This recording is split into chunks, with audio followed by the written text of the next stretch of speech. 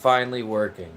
After a very large amount of technical difficulties, I think I'm finally with you folks. Hello and welcome to another exciting episode of Rodney Hash.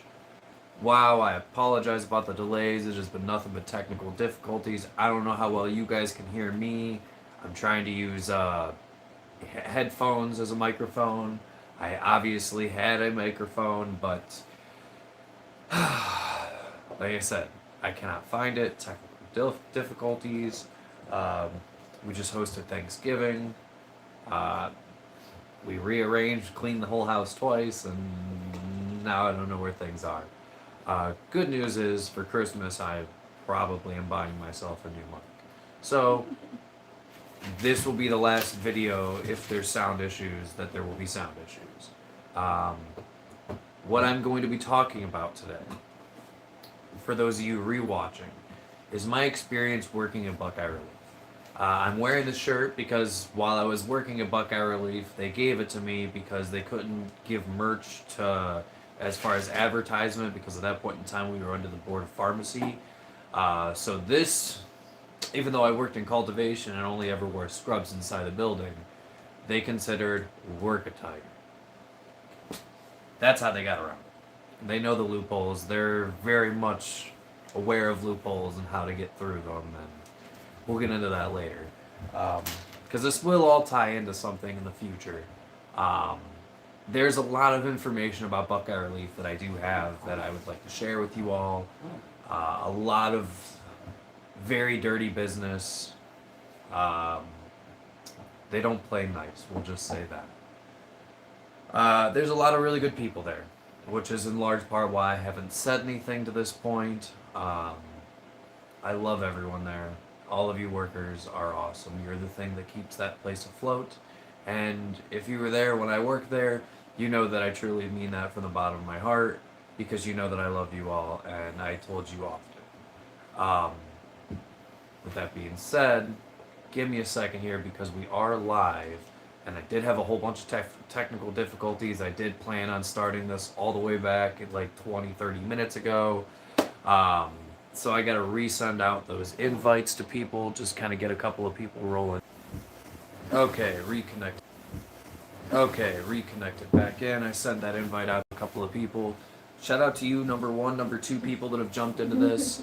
But yeah, as I was just saying, what I'm going to be talking about today is my experience from start to finish, literally from like pre-knowledge before I ever applied. Because as you guys know, I'm obsessed with this stuff. I love cannabis.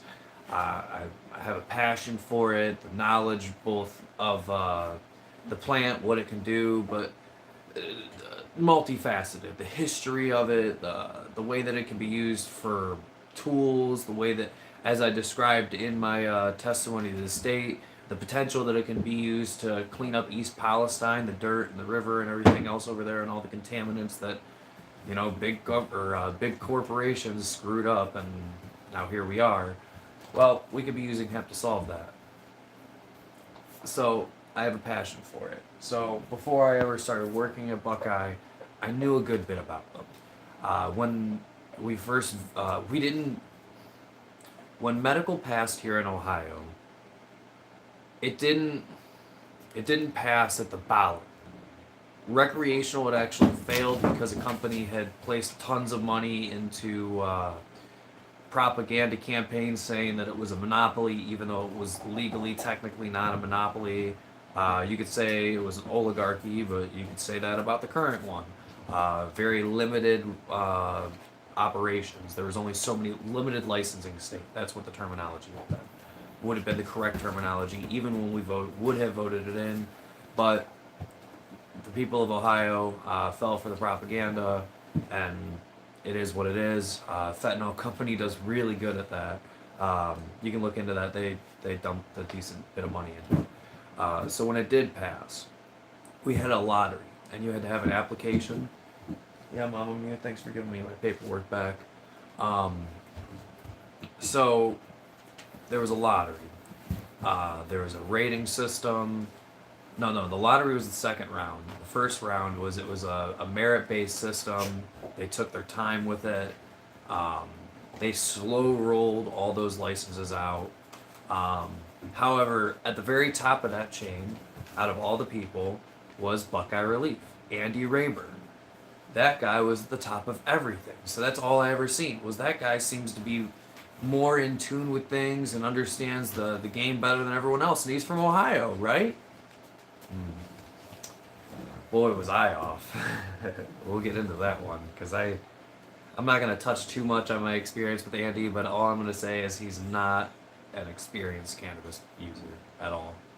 Like he is a user, but he's not the OG stoner that you think of that should be starting a cannabis company. He's the rich guy that paid $20 a G that you sold shit to in high school. And I'm not saying that you sold it to a high schooler. I'm saying he was a college kid and you were a high schooler and you sold it to him. That was the type of guy Andy Rayburn was. And you overcharged him because he had all the money.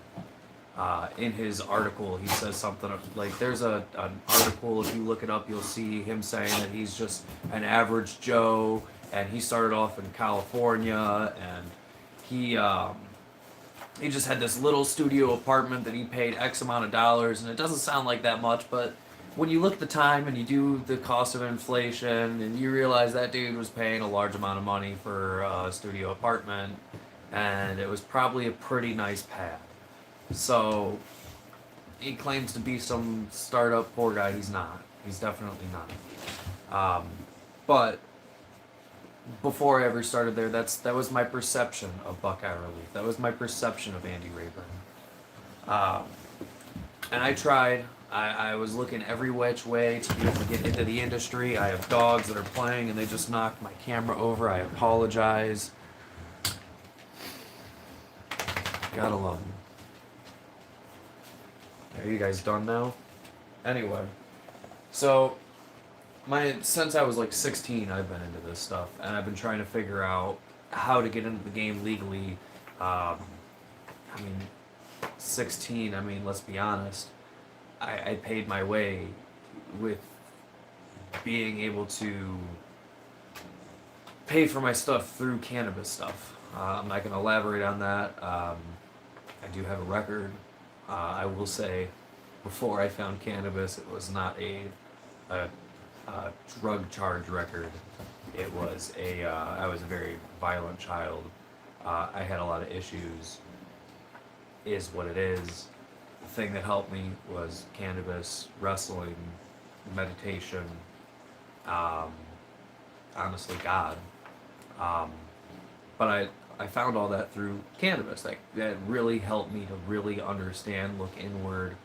So cannabis has been very big for me.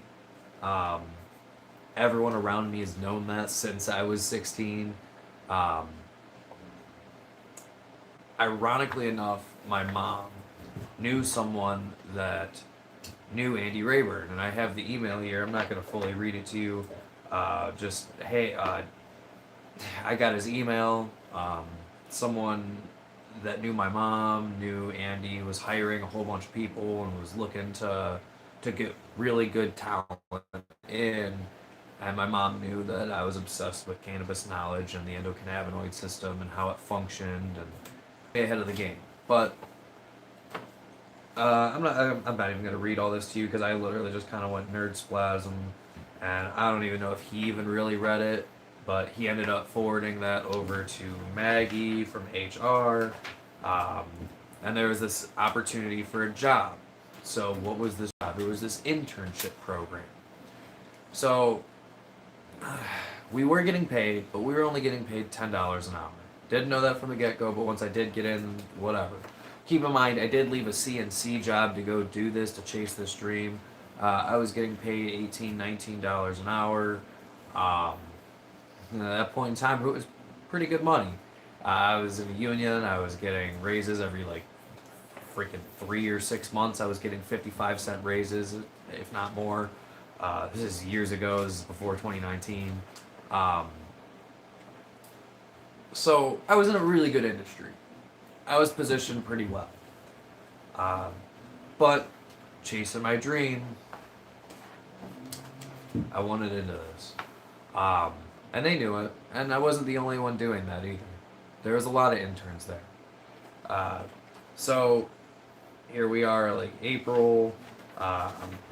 She reaches back out to me saying like, "Hey, I received a resume from Andy. I'd like to set up a time for a phone interview." We did the phone interview. That all went well. Um, let's see, where was I? That all went well. Then they eventually offered me the job. They were looking to have me work like the following Tuesday or something like that potentially. I think it was later than that. What was this? No, it was Tuesday. But then come Wednesday, I still had been not receiving the documents from the state to apply for my badge. And then she's like, "Oh, okay, hello. Here's your information below. The things that I needed to bring in." This is how desperate I was. Yeah, I had to bring the standard driver's license, social security card, verification of address, whatever. You had to take a picture for your badge and sign tax forms. But here's the weird one: I had to bring in the $100 for my own state badge. As an intern, like I had to pay my own state badge fee, $100 at that point. That kind of sucked. Um, yeah, it was tax deductible or something, but like it's still like, all right, whatever. Yeah, I mean, like you're only gonna be paying me $10 an hour, but yeah, let me 10 hours worth of work for this badge. That's before taxes. Yeah, yeah, that's cool. That should have been my red flag there. But again, I love cannabis and I just really wanted in. I wanted some way to get my foot in the door. Um, so, again, they started me at $10 an hour. And I started working over in cultivation shortly. I started off as a trimmer in post harvest. Um, it was harvest 3 when I started. Um, this was like early 2019. This is the internship program days. Um, After about a week, yeah, about a week went by and they offered me and 2 other people a position over in cultivation. Um, the reason being is because we were the 3 guys that stayed every single day late. We showed up early. There was a lot of people during this internship that they were they would show up for like an hour, probably steal a bunch of stuff and then leave. I know that by the time I got there, we weren't even allowed to wear hoodies anymore because someone had stole weed by putting it in their hoodie pocket. Wasn't good weed, trust me, especially back then, because back then what we were doing is we were taking stuff down and ripping it all off the plant. No one had any idea what they were doing, putting it on a tray, drying it. That's why back in those days, if you had opened up a jar of Buckeye Bud, um, unfortunately, and I had to sign off on saying like, yeah, I did this. People would tell me that, man, this stuff's like dust. Like it's so dry, it's so bad. And I will say they did work on that. They did improve on that. Um, but after about a week of being the guy that shows up early, leaving late, um, always asking what to do, always hustling, they put me over in cultivation. Over there, I really loved it. I loved working with the plants. Um, After about another week, they offered me a $1 raise because I've been busting my butt over there. If any of you have ever worked on a farm, it's basically indoor farm work. It's not easy. It's not for the faint of heart. You're all year round. You're in a hot room under a light, plucking leaves, just kind of checking rooms, doing a lot of physical labor, prepping things. Yeah, sorry if you hear the dogs. Anyway, so what is this? June. So by June, a couple harvests had gone by, been a couple months. I really stood out. People in cultivation loved me. However, the internship program, they axed it. And they didn't just axe it like, hey guys, here's your 2 weeks notice. I know you guys would respect us and we expect you to give us a 2 weeks notice. If not, then we'll talk shit on you. But instead what they did is, what day was this? Saturday. On a Saturday. Keep in mind that I had gone out because, again, like with cultivation, we started growing this bond. It wasn't just me, like the whole crew loved each other. Hold on one second. You aren't allowed to play. You hurt your nail. Stop it. You want to put him in the cage? Yes. Sorry about that. Dog problems. Gotta be a dog dad. She ripped her nail off and she can't play. Yeah, I know. You gotta behave. Apologize, guys. This is what happens when it's live. This is why it's hard to post videos. Anyway, so on a Saturday, they axed the program. Keep in mind that I had gone out the night before to a co-worker's property and had a late night party with a fire. Some people camped out overnight. I chose not to camp out overnight. I ended up going home. I went home pretty late, but we had a lot of really great conversations. Upper management was a little off about something. I didn't really understand why. It was Saturday night and I hadn't seen the email. I didn't check my email. Be careful, guys. This is where it's about to get sad. So I didn't really understand why, and then they said something about, did you see the email? And then I didn't think too much of it. And so the next day I sat down and I checked my email. And I got this. And I'm going to read this to you guys word for word. Because this was something that was sent out to everyone. Like, there was tons of people that was sent this to. They just randomly started hiring tons upon tons upon tons of people. So yeah, like they messed up and they overhired, undertrained. But that's their problem. They shouldn't have overhired. If you hire someone, and especially when people are like jumping from like $18+ an hour jobs, and I know I was not the only one, I still talk to some of those other interns to this day. There's still some of them that are in this industry. There's still some of them that are probably going to watch this video, if not now, later. And some of them might have even sent it to you. These people love it, love the plant, and they will do anything for it just because they want to see you get healed. So this was the letter that was sent to them, and I'm not even going to read who it was signed by because they told one guy to send a letter, and then that guy ended up sending another letter or telling someone else to send a letter and then had his name on it at the bottom. They didn't physically sign it, but they wrote his name. So, on a Saturday, they hit us up. They're like, hey everyone, the Ohio industry has taken a while to develop. And we recently received news that the state of Ohio is not going to be releasing any new certificates of occupancy for any dispensaries for a while, as they are validating each applicant in depth. I hope these regulators see this because these are the types of problems that they cause when they slow roll the industry and they create a limited license market. This is partly your fault too. Understand that. What this means for us is the flower market is not as prevalent as we had anticipated, and the demand is just not there. Keep in mind, they just got their license for extraction.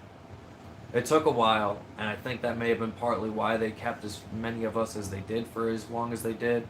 Again, like people were only coming in for like an hour. It was a very unreliable way of doing business, but who am I to say?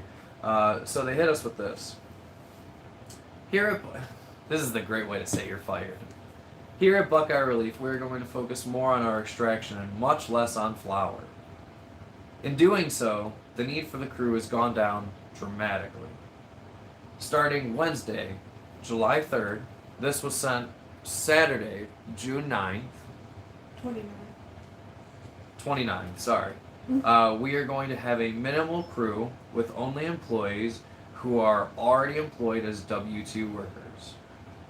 The hiring of the dedicated trim crew has been paused as well. We are seeing this as a temporary slowdown, and the flower market will come back soon. But for now, we need to make the cut due to the industry's changes in direction. The shifts on tree masonry, which was the program that they had us to sign up for our own shift, I signed up for every single day. Only a couple other people did that type of thing. Are erased off this The shifts on tree masonry are erased off this harvest, but emails and calls will go out, as we transition back towards producing flower. We will keep all badges active until further notice. You gotta be quicker than that. Oh, oh. We will keep all badges active until further notice. We want you all to succeed in the industry, so please let us know if you find another facility. I thank you all. I thank you all as a whole and as individuals who have dedicated so much of your time over the past 6 months to get us to this point. 6 months. 6 months in. And you're like, bye-bye. I know we told you you're going to get like more than $10 an hour and it would be a good job and that this is a startup and trust me, getting in on this, like, this is where you want to be. Like, you know the industry, look at it. Like, look around you. Everyone smokes, right? We want you all to succeed in this industry, so please let it... Oh, yeah, sorry, right back. Over the past 6 months to get us to this point. Each one of you means so much to me as we have shared this time together. I hope the experience has been worthwhile to each one of you. And I am always available to assist you to land a position in a new facility as well. Now, the person who wrote that wholeheartedly. Y'all broke her heart, forcing her to write that. I talked to her the next 2 days, which, by the way, without saying it, they were saying, hey, you're fired on Wednesday, but we need you to come in the next 2 days. Cool. With that being said, like, she didn't want to write that. She was one of the people that was in charge of the internship program. Those last couple of lines, she meant that. She really did love all those people. It really hurt her. And then everyone, when they came in, shit on her. Hard. Like, people were not nice. I was trying to. I like, genuinely was trying to, like... It just is what it is. If you guys have gotten this far, by the way, please remember to click the like button, subscribe, all that jazz, send it to a friend. I'm terrible about saying all that stuff. Whatever. So, after that Wednesday, they sent us another one. I'm assuming this was probably the same person, but I'm not quite sure. This was the Tuesday night after everyone left. They wrote a letter. They're saying, I wanted to take a minute to thank each and every one of you from the bottom of my heart for the countless hours you've dedicated to this project thus far, and to remind you this is only going to be a temporary slowdown in the life of Buckeye Relief. I hope that none of you take this too close to heart. There is nothing that anyone did to cause this. Yes, there is. Yes, there is a plethora of people to blame that caused this. And this is just the beginning. This is just the start. Trust me, it gets way better as we go on. We've all seen the market struggle to get started. Now it's just beginning to crawl. With that said, there are positions opening that may be closer to home or better opportunities. People are coming from like the west side of Cleveland to come here. People were coming from 30, 40 minutes, hour drives. I was driving in for 30 plus minutes at this point. And that was not that bad in comparison to some of the other people. Yep. So, again, they very much tried doing the, hey, like, don't hate us, like, you're fired, but... And again, I think the only reason it even came out like that is because they told someone that really should not have been in the position to have to do that, to go do that. From that point, I was under the impression that I'll be coming back soon. And I even had people from cultivation, upper management, that was telling me, if we can bring you back, you're going to be the first one we bring back. Which I believed, and I kind of was lied to, kind of not, kind of. I think they brought one other person back to cultivation before me. However, to the company as a whole, there was quite a few other people, one of which is now actually the VP of Operations. Hi, Schwain. And again, I have no hate in my heart for that guy either. I love you, Schwain. Frank was the other one that was with me out of the 3 people that went over to cultivation. Hey Frank, I know you're not with Buckeye Relief anymore. Shouts out to Ancient Roots because I know you transitioned over there because I'm assuming better opportunity. I'm sure there's a lot of better opportunities than this one. Let's see, I see a chat pop up. What was that there? Someone said. I didn't see it. It'll pop back up in a second. But, yeah, so I was out of work for a decent amount of time. And I wasn't out of work. I ended up going to a temp agency. I did Uber again. I ended up having to work at a rubber factory for 3 months. I applied at Bloom. I was there often trying to get a job. They didn't want anything to do with me. They didn't want to hear me out. It's whatever. At this point in time, I'm no one. No one knows who I am. I'm just basically everyone. I'm what everyone is right now. Like, I'm just kind of a guy coming up in the world trying to plant my foot, and no one knew me from a dick in the ground. It just is what it is. So the opportunity did eventually pop back up. I applied. I did get the job. It took quite a while. It was like 3-4 months from the time, if not longer, before I was able to reapply and get back in. I don't know why I had to do like 2 or 3 interviews for it, but whatever. So I get back in. My starting wage is no longer $11 an hour. I think it was like 12. It was either 12. I think after the negotiations it came to 13. Not like in the not talking to them, getting into negotiate to get to 13, but just you know what I mean. This is 2019, mind you. This was at this point late 2019, so that's still not good money. Not when I was making $18 an hour before, and I couldn't exactly go back to CNC because I had just spent 6 months in the cannabis industry. In all reality, a lot of these owners for CNC shops are old school, and they look at all these guys that smoke weed or just a bunch of potheads, and they don't know they're blah blah blah blah. So it is what it is. I can't control them. And I'm just very straightforward. I'm like, look, man, I'll be real. The worst thing about me as an employee is that, like, I use marijuana. I use cannabis. I have my med card. It helps me. It helps me in a plethora of ways. So again, starting wage was like $12, $13 an hour tops. And I will say they did treat us kind of well. It was weird though. They kept taking us to bars. You could definitely tell like the upper management guys were much more drinkers than they were smokers. I'd heard they smoked, but I never seen them smoke. I had actually offered to smoke with them. Whatever. But it was nice because I did make a lot of what felt like family ties. I loved a lot of those people. I still do love all of those people.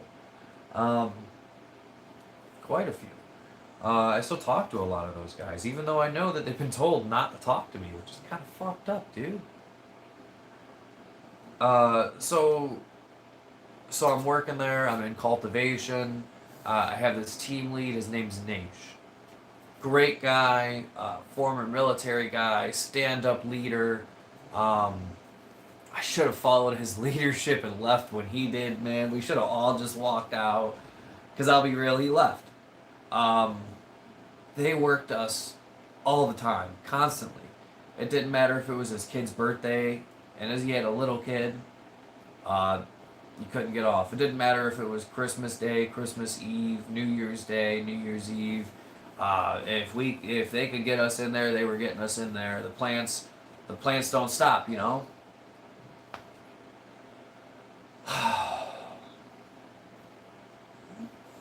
But eventually Naish left. He was the team lead. I think at that point he was the only team lead. No. Prior to him leaving, Alyssa also got promoted to team lead. Now, Alyssa deserved that position. Alyssa was in the grow room taking notes on every single cultivar, every single phenotype, within each genotype. she was being very. And it was super important at this point in time because they started all from seed. Everything was seeds. Like there was 2,500 plants in each room, in each flower room of three of them, and they were all started from seed. Now, if any of you guys have ever grown, you know how much of a complicated, convoluted mess that is. It's bad. Way more work than what it's worth. Should have just started from clones, brought them into the facility, mommed them out, brought your count up, figured out how they all grew. But no, they were so focused on being the first to harvest in Ohio, the first one to strike ground. Woo. So at that point, because Alyssa was given the promotion of the team lead without any real interview process, and I mean at this point, I definitely felt like I was too new to have that position at that point. Um, but then a couple more months went by, and then Naish left, so there was a vacancy. So there was another guy there who's now one of the directors or something along those lines, upper management over there. And I'll be real, the dude even told me to my face, he's like, if I don't get this promotion, I'm leaving. He was upset that they didn't interview for Alyssa's position as team lead. So he basically he got mad about it, vocalized it, and the next round they were like, all right, well, we're going to interview for the position. Now keep in mind again, I'm still doing the same thing, keeping that positive vibe. They said the slogan was "We Are BR," so at that point in time, I don't know if you guys know the Youth of the Nation song, "We are, we are, we are the Youth of the Nation." Well, I took it and I was like, you know what that kind of reminds me of? Guys, that reminds me of "We Are BR," Youth Cultivation, something stupid like that. And so I played that song all the time, just because it kind of like, eventually it got annoying and then I overplayed it. But it was still like to hype people up, to kind of be like, yo man, BR team, whatever. I was a wrestler, I was a football player, so I understand team and hyping people up and how much that really does, especially when you're in a work environment. And so again, trying to be a leader. Had been doing that from day one. So I applied for the team lead position. They didn't take me seriously at all, whatsoever. And you know how I found this out? Because one of our coworkers, Pat, I encouraged him to also apply because, to be honest, no offense to Tyler, but Pat was more naturally a leader than Tyler was. It just is what it is, and I much would have rather to work under Pat and his leadership and than under Tyler. So I encouraged Pat to do it too, because they were looking for anyone else to apply. What I didn't know is the assistant director then later on went up to him and told him, after Tyler got announced for the position, they told Pat, man, I'll be honest, it was between you and Tyler. I was having a tough time. Like, you guys were the only ones I really considered. Like, it's just, like, you guys would have been, either one of you would have been great.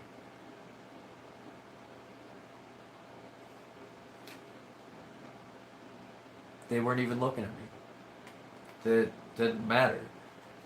And you want to know why? I'll be honest with you why. It's because I'm not a yes man. It's because I don't always 100% go with the flow if I see the river is going in the wrong direction. If I see it's going this way and I know there's a thing that's going to mess things up down there, I'm going to try and shimmy my way over here and create a new flow. And I'm also going to try and get those behind me to follow in that right direction. Especially because it ends up making it an easier direction in the long run. I can go into that for days, especially, like, I can give you specific examples of ways that I made things easier in that place. But yeah, so, not too long after that, again, we were still getting paid, like, nothing. Like, we could have gone to Dairy Queen and got a better pay than we were at Buckeye Relief, dude. That's wild. So, and again, keep in mind, Buckeye Relief was 20% of the market share. Like, pretty much out the gate. Like, they controlled the market. The market followed them. It's not so much the case now because they've kind of shot themselves in the foot, and you'll understand why towards the very end of this. Um, Eventually, Carmen, the assistant director, seeing that we were all getting upset, a lot of us were literally living on credit card debt, which most Americans are now. That's a whole nother political story. This is pre-COVID times that we were struggling, dude. We were struggling hard, and we should not have been struggling. The economy around us was actually semi-good. Like, things were in a good position. I was doing semi-decent before that. But, I chased my dream. I'm not mad about it, but I'm mad that they screwed me as hard as they did. And I'm mad that I let them screw me as hard as they did. So Carmen got us a wage increase. She fought for us. She had basically a little, you could call it a union meeting, where she had all of us cultivation workers, not Scientology type of cult, just, you know what I mean, like cultivation type of cult. Kind of a cult. It's definitely a cult now, or something similar to or akin to, in my opinion. But whatever. So not too long after that, even after the wage increase, I think they might have gotten us up to 13 or 14, at most maybe $15 an hour. I still don't really think it starts off much higher than $15 an hour over there. Correct me if I'm wrong in the comments, if any of you guys work there. You don't even have to comment from your specific thing that's showing your name or anything like that. I'm always good for anonymity. I prefer that when it comes to sources, and there is a lot of sources on a lot of information that I have in the future. So yeah. So before I go any further, so when someone left, they left a review. And again, great leadership. I really should have listened to this review that they posted on Indeed. I really wish I would have. 1 star. He probably would have given him 0 stars, but Indeed requires you to give at least 1 star. Enthusiasm in growing cannabis turned to dread. That's the title. That's just the title. Bro, I had to Google some of these 3 words here. Elitism, cronyism, with a touch of nepotism there. Nepotism, for those who don't know, is basically like your friends or very close family member, or family members or very close friends. You prefer to give them jobs over everyone else. They get the promotions, they get the thing, and that's exactly what it is. Elitism, like the elitists, the people that think that they're better than you, their shit don't stank, they smell like roses, you smell like toilet water. Cronyism, well, we all know what that is, just look at OCAN. Actually, speaking of OCAN, side note here.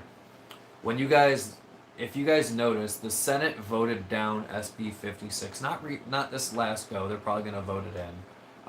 But the reasoning that they gave, if you listen, both the Democratic leader and the Republican leader both gave a testimony type of thing, saying why their colleagues on the left and right side of the aisle should not vote yes on this bill. Listen to their reasoning. Which one of the 2 of them quoted OCAN saying untested, unregulated market? Something that if you look at the OCAN website on any of their social media for the last year or so, they've been calling the hemp market untested, unregulated marketplace. Quote. Which side was it? It wasn't Bill DeMora. It wasn't the Democrat. It was the Republican. Do you know who's also been at a lot of these OCAN meetings? Huffman. The guy who sponsored the bill. I should have seen the stuff and dipped out way sooner. And that's going to be the whole theme of this whole freaking episode, is that, man, I should have dipped out sooner. Because this place, wow, dude, I feel like it took a piece of my soul. It hurt. And I'll be honest, when they fired me from the internship program the way that they did, I sat on the stairs and I still remember crying. I didn't bawl like a baby, but man, like I cried a man tear or two. Like it hurt. It hurt real bad. I felt like I lost a family member. I felt like the dream that I'd been chasing for so long had been just the fishhook thing. Like, oh, you gotta be quicker than that. Like that's what it felt like I was given. So, continuing on with this review. Elitism, cronyism, with a touch of nepotism. If you're part of that crowd, it's probably a great place to work. For the rest, once the shine of being around the plants wears off, it becomes dreadful. Overworked, underpaid, always expecting more is the norm. And I can elaborate on that, and I will right after this. Profits, profits, profits is what matters. Empty promises the entire time I was there. Make all other plans around the needs of the company. Friends, family, pets, everything else should come after. Unless, of course, you're part of the first crowd, the referencing elitists or nepotists, or part of the crony crowd. If you wanted to brew beer, would you go work for Budweiser? This is the Budweiser of the cannabis world. Man, does that ring true? Without a doubt, the worst I've been treated in my entire life. Pros. Potluck parties, bring a dish. Again, the people there are awesome. The people there are fucking amazing. We're 40 minutes in, I can say the one swear. The cons? Everything else. It's literally what he says. Cons. I don't know if you can see it. Everything else. Go read it yourself on Indeed. It's still there. I pulled it from it today. Ratings by topic. Work-life balance. 1 star. Compensation, benefits. 1 star. Work security and advancement potential. 1 star. Management. I wish I could do 0 stars. Culture. 1 star. And that's something that I worked on, and I did try and change, which I feel like it kind of made it culty. And just to show you guys what, like, I haven't even read the actual portion of it. I just read the title. But this is the newest Indeed review, November 23rd, 2025. Keep in mind, what is today? December 2nd, right? December 2nd, babe. December 3rd, something like that. December 2nd. December 2nd. Today is December 2nd. This was a couple of days ago. This was like 2 weeks, if that. Great co-workers and managers. Bad pay. I wouldn't even agree with the managers. But I pretty much love everyone I work with. Almost everyone is down to earth and fun to work with and incredibly hardworking. They are. The biggest reason why I stick around, that's the biggest reason why I stick around for now. However, pay is lacking. And with hard labor and cultivation, I would expect better pay. Owners talk about how we're #1 in the state all the time. They're still saying that. They're not #1, bud. I'm sorry to tell you.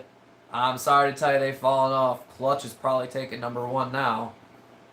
They used to be 20% of the market share. I bet you they aren't anymore. Why do you think they're lobbying to destroy the hemp market in Ohio? They're behind it. OCAN. In large part, they're funding it. That's the lobbying arm of the cannabis industry. And who's the head of it? Andy Rayburn, Buckeye Relief. He's the guy trying to pull all the strings. And I can tell you from talking to other CEOs around there, a lot of them don't like him, but they feel like they have to work with him. It's business. He's the king of the land right now. He's the guy in charge of the cannabis industry, even though he couldn't explain to you what the difference between the CB1 and CB2 receptors are, or what THCA and THC are. He couldn't tell you which one starts off on the plant. He'd have to go look it up. I bet you he looked it up after I said that. But yeah, so talking about #1 in the state, but pay and benefits don't reflect that at all, especially for non-management employees. Just tuned in, love Buckeye Relief products. How do you get those numbers? Who is in the lead for market share? So while they're there, they do have numbers through, what is it, like Leafly or LeafLink, something like that. It's basically the wholesaler in which they can figure out the numbers. While I was at Lighthouse, they pulled it up again. Aero Pro was actually the most recognizable name brand here in Ohio, which was pretty weird to me. Just a little random fun fact. But it it is what it is. I wouldn't be surprised. It's back end numbers of things. It is open, but how to access it currently, I don't know. I'd probably have to contact one of the guys that I know within the industry to kind of reach out and see what those things are at. But yeah, trust me, they're not at the top anymore, and their name shows it. And I know they're struggling, and I know from people on the inside that like they're starting to try and come through, but it's like it's always just a game of it's not fun. I would not recommend working there. So I haven't even gotten into the juicy stuff yet. So again, shortly after Nash left, Carmen, the assistant director, fought to get us more pay. It was a little bit. It still was not enough, especially for knowing that when the company is there constantly, we're number one, we're doing the best, everyone wants to be us, and you're not paying us anything. It hurts, bro. I don't want another pizza party. I don't want a food truck. I want a bonus of more than $50, dude. I want a bonus that I'm actually going to get paid. They created a bonus structure that was unattainable. We thought it was attainable. It sounded attainable, but everything kept molding out and failing. So because it failed, even though we grew more and more and more flour every time, because so more and more of it failed for mold, and they ended up having to send it over to extract. By the way, that was cured bud for a while there. Your cured resin extracts, not your live resin extracts, for a long time there from Buckeye. That was actually just moldy buds that they processed. Shh, don't tell no one. So there's so many things like that I could tell you guys, and I'll be honest, like I reached out to them to try and figure out what all it was that I signed with them, because they had me sign some type of NDA when I started, but people like to sneak things in there. They told me it was just basically like a non-compete, which is no longer valid in Ohio. It was only supposed to last a year. It was, what else did they say? It's just a standard NDA, which is just, it only lasts a year. It wouldn't matter anyway. It's no longer valid. Then when I asked to send a copy of it, shouts out to you, Maggie, and I've got the text messages to prove it. She refused to send them to me unless I get a lawyer, because the state doesn't require them to do it. They would only send me tax documents, which she had screwed up in the past, so I ended up owing money the 1 year too. Even though I wasn't getting paid shit. It hurt so bad. But I ain't even that mad about that. I'm mad about so many other things that they did that's unethical and just wrong. So eventually, after Nash left, another guy, Chris, left. I felt terrible when Chris left. At this point, I had a little bit. I didn't have a lot. So we all loved this dude. I felt terrible he left, because what happened was, like, this dude came from California. He married this girl. She lived here in Ohio originally, and she wanted to come back here to be with family. So he did. He came back here with his entire resume pretty much being cannabis industry experience. In a new developing industry in like Ohio, you would think that that'd be the dude you'd be shooing for, you'd be begging to keep, you'd be asking him all his knowledge. Nah. They took all his knowledge when he left, though. All ideas, the section grower idea, that was his idea. Green cleaner, they brought green cleaner in to deal with the powdery mildew problem that kept popping up. And believe me, it kept popping up. And we'll get into some of that, kind of, not really. I don't care that much. It happens in more grows than you think. Why do you think X-ray remediation is so popular? People are talking about it's going to be the industry standard. It's disgusting. That's why I don't like shopping a lot of these dispensaries, man. It's hard. Like, I think that it should be more free. I think we should have farmers markets. I think that little guys should be able to grow. Someone who doesn't have the $500,000 to buy the X-ray remediation machine is the guy who I want to buy my product from, that I can look at and see it's not moldy. I can smell it and not sneeze and know that it's not moldy. So Chris left. I bought him a going away cake. I threw him a going away party, and I told him, man, like, we love you here. Everyone here loves you. I can't speak for them, but I'm sure they would probably welcome you back with open arms if you ever wanted to come back. Like, I can say for the people in this room that were in cultivation at the time, everyone loved you and would love to see you come back. He ended up going to Whole Foods at the time. He eventually came back to the industry. He's now upper management at a different company. I'm not going to say which one, but he's doing pretty good to my knowledge. Super proud of the dude. Amazing dude, amazing soul. Put in a real tough position at a lot of places for work. Is what it is. So from there, I think they seen things were starting to fall apart. They seen that I was upset, and I was starting to look at other positions in different departments. Even though I loved working with the plants, I needed better pay. I needed to get out of there. I needed to feel respected. So at the time, Jeremy Schechter was the director of cultivation. It started originally as Matt Kispert, but things were not going good. And around the time that Carmen had brought this to Andy's attention about the pay discrepancy thing, they switched him out for Jeremy. Um, Whatever. Some people liked one, some people liked the other. It's whatever. I honestly liked both of them for different reasons. I learned a lot from Matt Kispert, like a lot. Um, I still actually have the video of him doing an educational class teaching us about the difference between phenotypes, cultivars, genotypes, chemotypes, and all the different terpenes and this, that, and the other. Which is also why I was so thrilled to be able to share content with you guys about educational content, because I was surrounded by people that had a passion for knowledge and education for cannabis.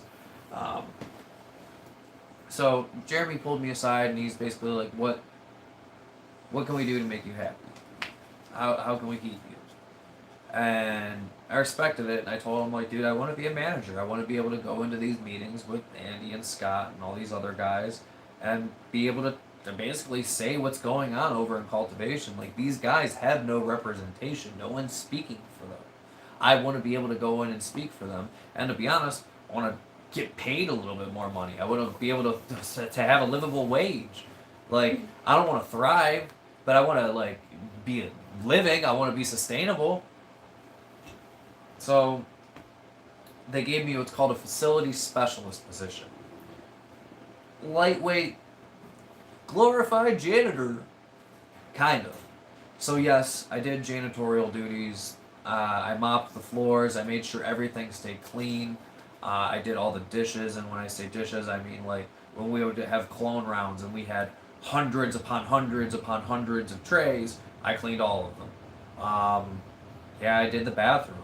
I was the guy who did the Procure sprays, the guy who sprayed the chemicals on all the stuff at the very end of the day to make sure everything we could prevent more mold and powdery mildew from coming up, because it was an issue. And you had to have some type of preventative there on top of the treatment that you were doing. So I did all of that. I was the guy who, whenever we had a harvest and we built a wall to be able to prevent potential mold spores from coming down to the other harvest, I would be the guy that put all that up. Like, I did a very large amount of stuff. Everything that cultivation staff didn't do, I did. And then on top of that, everything cultivation staff did, I did. Because I would fill in for them on top of that. Yeah, like inventory stuff, whatever. Anytime like a contractor needed to go into places because someone had to be with them at all given points in time, I would often be with them, and I would often help them on the facility. They have tier 2 racking, where they have one level of racks and then another level of racks. If you were to ever walk into their facility, you'll see their 3 windows and you'll see those 2 levels. I help build those. I'm glad, because I know that they're safe for the most part. For the most part. I think OSHA should be in there way more often. I think OSHA should be in there often. I think if employees weren't in fear for their career, their livelihoods like I was, I think they would be calling OSHA way more often. But because they don't feel like they have another job opportunity anywhere, like the next closest cultivation site from where we're at here in East Lake, Ohio, is where Buckeye's at. The next one is like Akron and Clutch, and they don't get paid that much either. What am I gonna do? I love the people around me. Yeah, so I took the facility specialist job. Again, I trained everyone too. I can honestly say a lot of the generation that has leadership over there, or what I look at as leadership, I helped train them at one point or another. There's a lot of really, really, really good people there. A lot. And that's in large part why I haven't said anything to this point. Because things are going to get wild not too long from here. Actually, so, as you guys know me, I'm Rodney Hash. There almost was not a Rodney Hash. Buckeye Relief wanted to shut me down. So if you guys go all the way back, between my second and third video, I did a review on the dab tabs by Clutch, and then there's another video after that, I can't remember what it is. In that, there was a third video that I did of Rivera Creek's garlic cookies, because I knew it was a real popular strain or cultivar at the time. A lot of people were talking about it, so I figured it was a great opportunity to capitalize on the hype and to do a thorough review. And it wasn't a good review. They shorted my bag, there was a stem in it, and I said in that video, man, I work at Buckeye Relief, and I don't think these standards would pass at our place. I don't think you'd get a nug like that. I don't think you'd just get a stem by itself and be underweight. 2 days later, I was in HR's office with public relations, Leslie Brandon. First questions that came out of their mouth. Do you have a med card? Yeah. Why?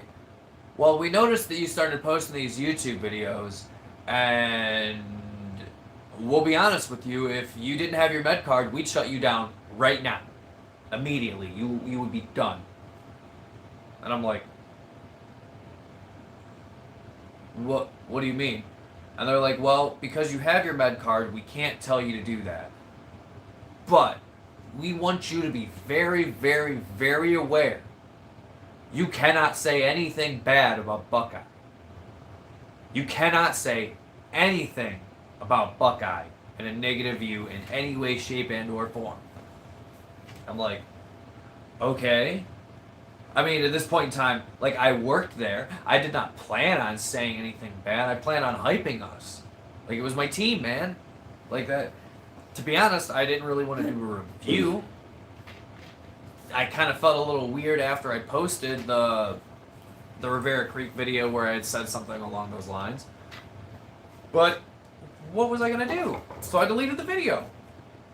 And then I just never said Buckeye's name ever again. I've said it more and more recently as things keep popping up. I'm sure some of you follow me on Instagram and have seen some of the stories. What they've done to the extraction crew. It's not the same extraction crew. The two brains of the extraction crew, they let go, in my opinion, immorally and wrongfully. There's a whole story there, a whole 9 yards, and hopefully one day they'll tell their story too. The reason I'm coming out with this and the crazy shit that comes at the very, very, very end of this story, right at my termination point and right before it, the reason I'm coming out with all of this and telling you guys what happened to me is because I want you guys to be able to share your stories too. I've been asking people for a while now, and I've been sharing stories anonymously of other people within the industry and their experience and all the really bad stuff that's been happening to people, whether it be the Italian herb dispensary, the girl that got sexually harassed by the coworker who was the owner's cousin, and when she reported it, got fired a week later, whether it be that or it be the A1 smoke shop, where they got raided, and the place up the street from them apparently knows the chief of police very well and knows intimate details about things that weren't even in the news articles. And then literally told me that, you know what, the only thing I want you to report in your news thing is The only quote that I say is, I'm glad that they got raided. I'm glad that they got busted for drugs. Yeah. I wonder who called. I wonder who reported it. But the reason that I'm sharing those stories is to be able to get these other people to share these stories. And so that way everyone feels comfortable to be able to do so, because it's not fair. This industry is screwing us, screwing we the people, and we don't gotta support it. Like, bro, like, we were getting stuff from the dude in the street corner long before the industry ever came to a thing. And now it's way safer and way easier to be able to do so. It's way more likely closer to legal than it ever was. Which is why they're trying to roll that back with SB 56 and why it's so important that we get that stopped or challenge it. So yeah, again, she reemphasized the social media policy not too long after that. Leslie herself sent out something to every Buckeye employee with an email or that they had, re-emphasizing the social media policy and what you can and can't talk about, yada yada yada. And not too long after this, my boss kept doing well. Um, they gave him not only cultivation, but then they gave him post harvest, like trim and all of those guys. Um, and he did fairly well over there. And then he got promoted all the way up to VP of Operations. He is not the current VP of Operations. Let me be very, very, very clear about that. We are not talking about Schwain in this situation. Schwain is cool. So, Schwain did not do anything to get his pants caught with his pants down. We're an hour into this, so I can talk about this now. This is the part that you're probably going to want to share with friends. So,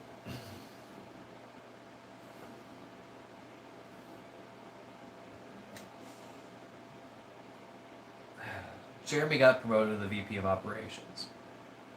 When he did that,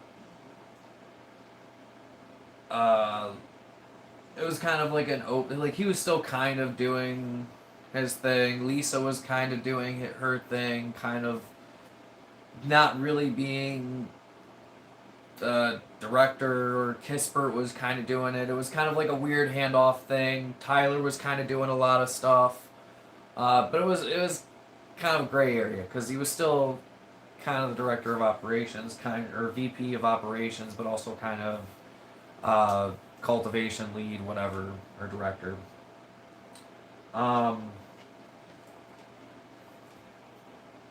Yeah, no, Lisa did get that promotion. Um, but what I didn't know is what was going on behind closed doors, because I was so focused on what was going on with work. I wasn't paying attention to how my coworkers and my managers interacted with each other. I didn't notice things like she would be pushed up against the wall and he'd be here like this, hand against the wall, and she'd be right here. I didn't think nothing of it. Dude had a wife. I apologize. He's probably gonna hate me now, putting this all out there publicly. Is what it is. So Lisa got the promotion for director of cultivation.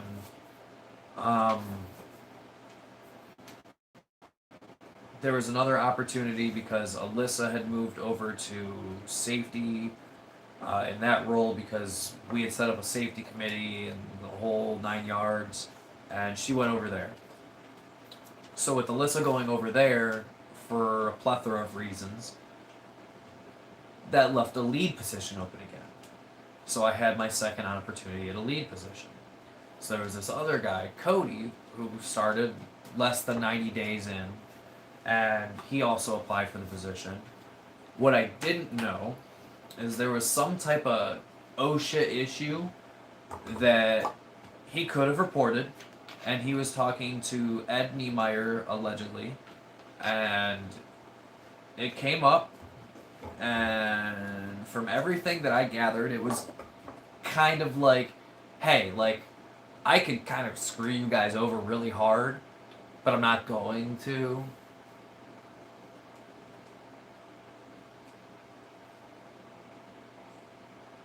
For those of you guys who cannot can't physically see. Wink, wink, dude. Wink, wink. So that guy ended up getting the position. Even though I had literally been training most of the staff, I had trained this guy how to prune and defoliate, like, dude. And then he got the position. And I ain't even mad at him. I'm mad at the company for allowing this stuff to happen. So, it is what it is. Whatever. But, it is what it is. The thing that's crazy, though, the thing that actually got me terminated, and in my opinion, very wrongfully terminated, because the excuse that they gave is that I wasn't doing my job, I wasn't fulfilling my job. As I said, I was the guy who was filling in for every position in cultivation. I was training cultivation. An example, when we had clone day, I would be the guy that, so the procedure would be the clones would be cut in the mom room, and then those clones would come out without any like clippings off of them or nothing. They would go straight into this table area where we had a couple of workers that would then roughly pull off all of like the bulk stuff with scissors, and just leave like basically ready to be put into to whatever your grow medium may be, and then that moved into all those plants got moved into the area where we would then dip and put our clones in the trays and everything else and get that whole process going. If you know, you know. So I was the guy who bounced around on top of everything else. So I had my inventory duties that day. I would do this, that, and the other that day early on, get all the dishes done, get everything prepped before anyone even started all the other stuff. And then I would also I would basically be like a floater role because I understood the flow and I seen when things got congested over here and it was backed up over here. If I moved over here, I could do that, and I would just go back and forth. So I maintained a lot of stuff. I tried to do things to where I was always going above and beyond, constantly from start to beginning, or sorry, start to finish. Been going for an hour now. Appreciate you three for popping in. And I appreciate every single one of you guys that are still watching this back later, because I know you will. Again, don't forget to hit the like button. So Jeremy. What caused my real termination was Jeremy and Lisa ended up having an affair. I didn't notice it. Like I said, I was focused on work. Keep in mind, he had a wife and a kid, and she had a fiance.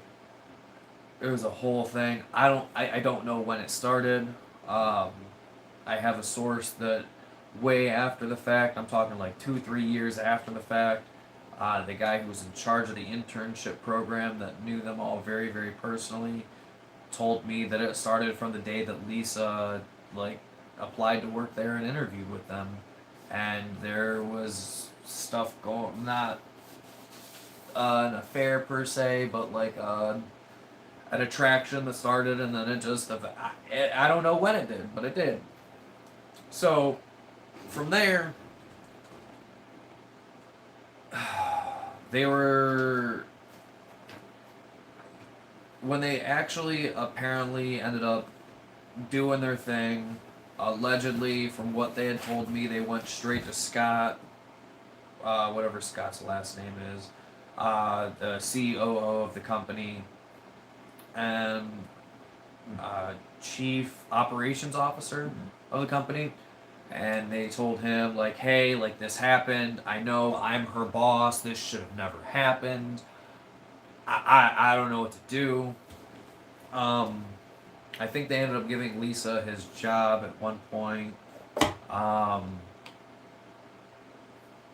It was, so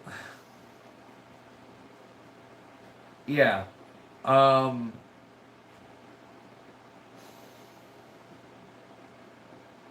thinking back years.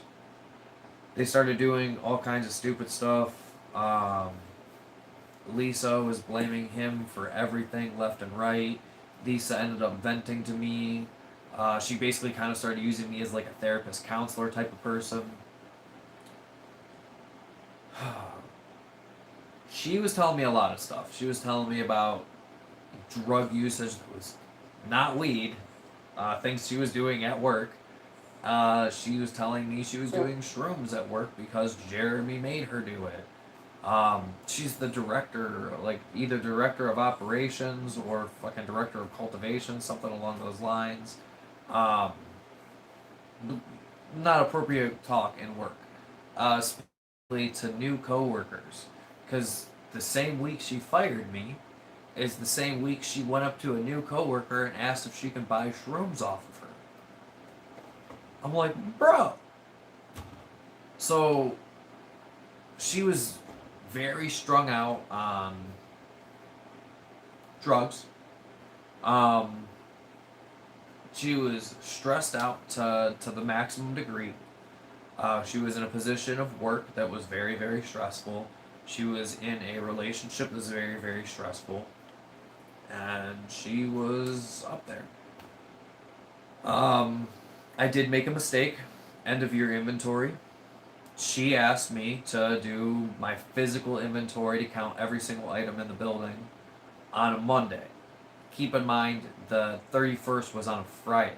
I had to once again do a physical count of everything again on Friday. New Year's was going on. We had to try and get everyone out. There was so much work that had to be done, so I did kind of take a shortcut. I physically counted everything except for our fertilizer bags. They were like 25 to 45 pound bags, and there was like 30, 40 plus ones on each pallet.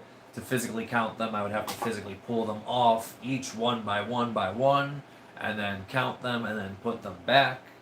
Um, Very time consuming, very labor intensive, and I knew I was going to have to do it again on Friday.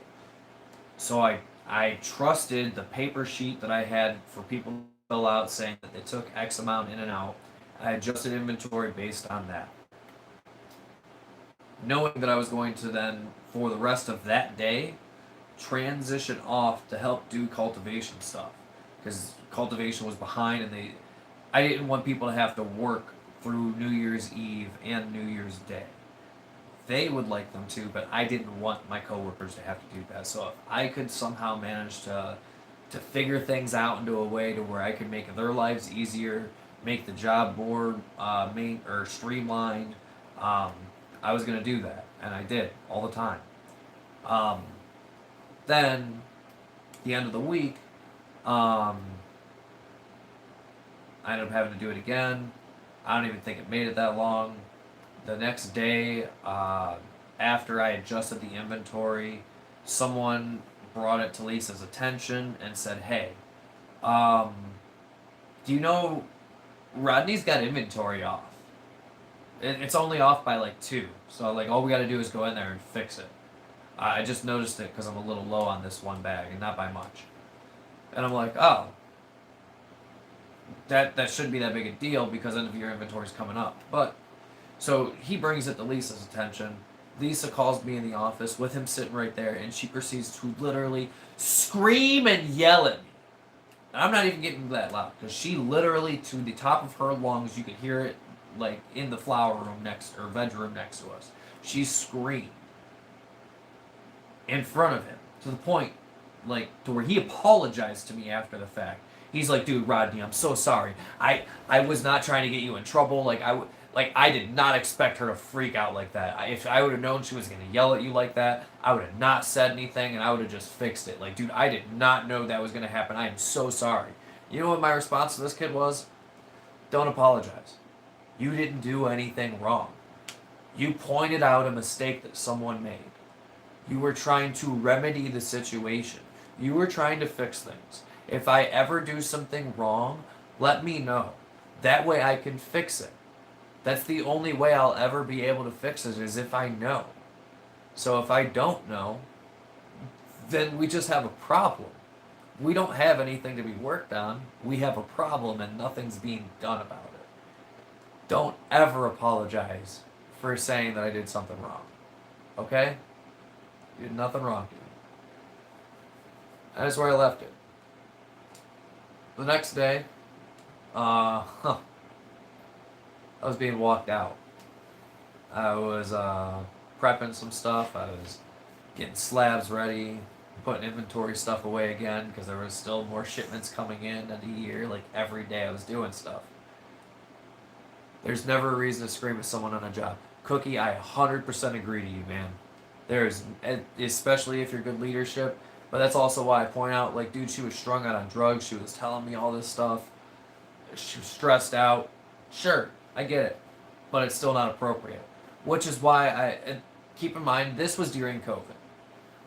The HR person was out with COVID, so she was working from home.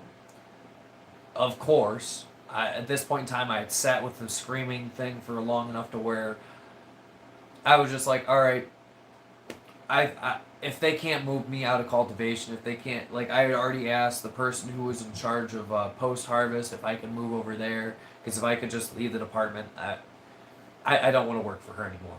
I refuse. I absolutely refuse. I'm not going to work with someone that's going to degrade me like that. I'm just not. I have too much self-respect.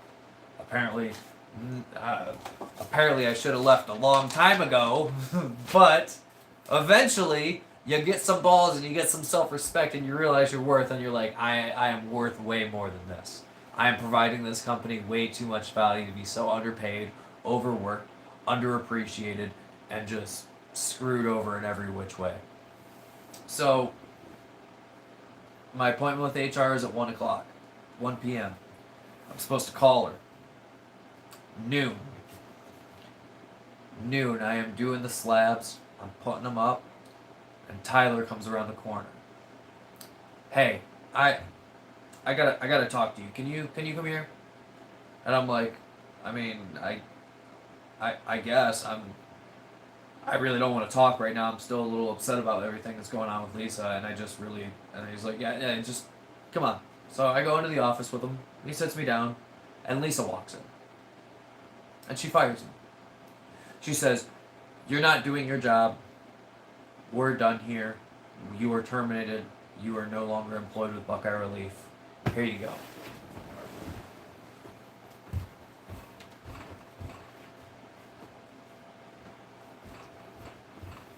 That was it. I'm like, really? I'm sitting here like, I literally was like, dude, are you serious? 3 years of my, like, how many years of my life just, like, are you serious? I gave everything to this company and you're just gonna treat me like this?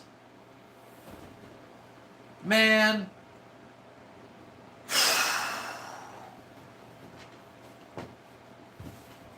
That hurt. So what did I do? I tried calling Maggie. My appointment was at 1. I should be able to talk to HR. She's the final decision if I get fired, right? Oh, actually, before I even got walked out, they allowed me to go collect my things, but they wouldn't allow me to go into the cultivation area. Keep in mind, I had an office within the manager's office where I had my own stuff. I had a notebook that actually showed all of the things that I did on a daily basis, because at that point in time, they wanted me to be able to create a, what do they call it, a job description for legal purposes, to be able to, like, have it. And they're like, what all do you do? And I'm like, everything. So I was writing it down. I mean, like, every single day, dude, it would be like a list and then a backside of it, and there would be half of that too. And it was in dry erase marker. It was actually on something that Lisa had bought me for Christmas, and so it was my personal property, and they didn't want to give it back. I had to fight to give it back. And then, turns out every single thing that was written in there, they either erased it, and the first couple of pages they pulled out before they realized they could just erase it. So I was short pages in my dry erase notebook, which was supposed to be like a smart notebook. All my evidence showing that I was actually doing everything they were saying that I wasn't doing my job was incorrect. Provably incorrect. And so I'm being walked out, and I'm trying to go into the back to go into cultivation to go get my stuff. And keep in mind, we were so backed up because we were trying to do stuff. I will give props to Scott because he did help me with dishes. There wasn't a large amount, but I was still super happy. I was proud that, like, the owner of the company was still willing to work hands-on with cultivation just to try and get the stuff done, because we really, really needed it. That's why I was trying to do things to try and get their jobs done to get cultivation's job done easier. So I seen Scott on the way out, and this is what told me that they had no idea that I was being fired. There was no talk of it. We had just gotten our bonus, so it's not like they expected to fire me. Otherwise, they would have fired me before. I think what happened is because I knew all the stuff that I knew, and I was about to go to Maggie, the HR, who's still the head of HR. I think they knew about it, and they were like, "Nah, we're not doing this. You're not telling her all my dirty little secrets. You're not telling her about how I'm blowing coke at work. You're not telling her about how I'm doing shrooms at work. You're not going to tell her how long I was fucking your boss for.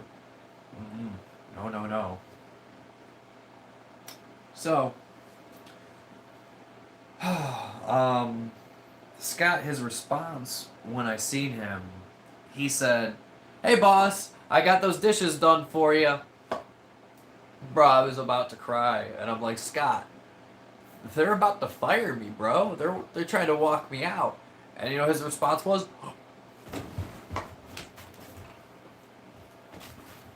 "Same shit as Lisa." He didn't even care. They only pretended to care. They didn't give a fuck. Not one. Not one fuck. Not one fuck was given. Not a single one. You could have tossed one out of the road, and they would have been like, "Nah, leave it alone. We don't have no fucks here. We have no fucks for you. Zero. Zero fucks." Instagram's probably gonna ban me now. Me too. Yeah, I know, Biggs. I know. I'm getting all upset. Oh, jeez, you're such a good puppy. So, come on up, Biggs. Come on up, Biggs. Yeah, you can come up here. What would be a Rodney Hash video without Biggie the little bully? But yeah, so where was I at? So I was being walked out. Scott's response was that I don't think they expected me to be fired. Not by any stretch of the imagination. And that was kind of my experience at Buckeye. Ever since then, more and more times that anytime I bring them up, it seems like less and less people are allowed to talk to me. Especially after I brought up the one thing that could have led to a SA act, luckily did not. And I would take very seriously, especially when I run a company that had an affair happen between upper management, and to find out that someone almost potentially could have gotten SA'd at a party that you guys threw, and that people were too scared to speak up about it. And I felt so bad about it because of my life history and the things that have happened to me that I reached out to, literally to the extent of reaching out to HR. You know what happened? Nothing. Absolutely nothing. So, I lost a lot of ties. A lot of people stopped talking to me. That's about it. So, this again is going to lead to a lot of other stuff. In the future, I want to talk about my experiences. A lot briefer will be at Bloom. I want to talk about my experiences at Lighthouse Sciences. Just overall, things like that. I do also want to talk about SB 56, what's going on with all that, the OCAN stuff, as much knowledge as I have on that. I want to talk, I think in the future I will be doing more Instagram lives, especially if you guys like this type of content. Again, click the like button for the third time.